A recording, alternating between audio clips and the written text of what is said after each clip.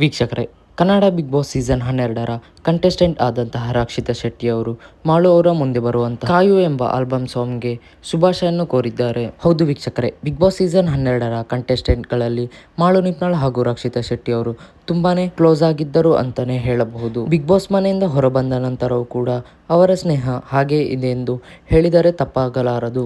ಹಾಗೇನೆ ಕಂಟೆಸ್ಟೆಂಟ್ ಅಶ್ವಿನಿ ಅವರು ಕೂಡ ಈ ಒಂದು ಸಾಂಗಿಗೆ ಶುಭಾಶಯನ್ನು ಕೋರಿದ್ದು, ಈ ಒಂದು ಆಲ್ಬಮ್ ಸಾಂಗ್ 5 ಭಾಷೆಯಲ್ಲಿ ಬರಲಿದ್ದು ಮುಂದಿನ 27ನೇ ತಾರೀಕಿಗೆ ರಿಲೀಸ್ ಆಗಲಿದೆ.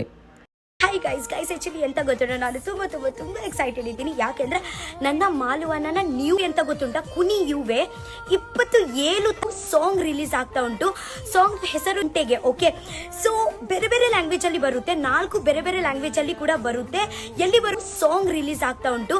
ಸಾಂಗ್ ಹೆಸರು ಎಂತ ಗೊತ್ತುಂಟ, ಕುನಿ ಯುವೆ 27 ತಾರೀಕಿಗೆ 5 ಗಂಟೆ ಗೊತ್ತುಂಟ. Malu Nipanal singer YouTube channel ಅಲ್ಲಿ ಬರುತ್ತೆ. ಸೊ ಎಲ್ಲರೂ ಹೋಗಿ ನೋಡ್ಬೇಕು. Okay, I love you so much.